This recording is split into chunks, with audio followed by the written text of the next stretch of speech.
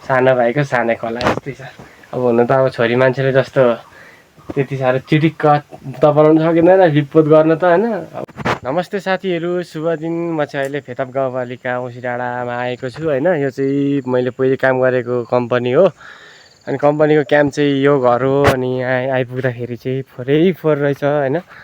अब जे भए पनि अब आइहाल्यो। अब यहाँ काम हुन्छ हुँदैन मलाई थाहा छैन, तर यसो घुम्दै आउँदाखेरि कम्पनीमा के कस्तो रहेछ भनेर हेर्नु लगाएको, साह्रै पुरै फोहोरै फोहोर रहेछ होइन।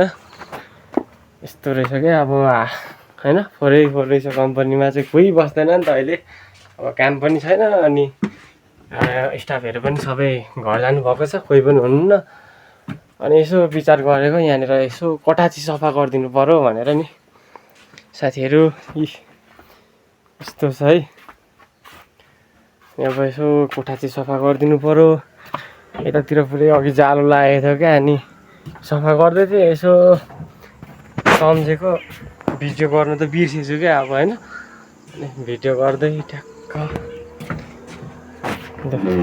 यो यहाँ चाहिँ हामी सुत्थ्यौँ है, यहाँ चाहिँ हामी 4 जना सुत्थ्यौँ।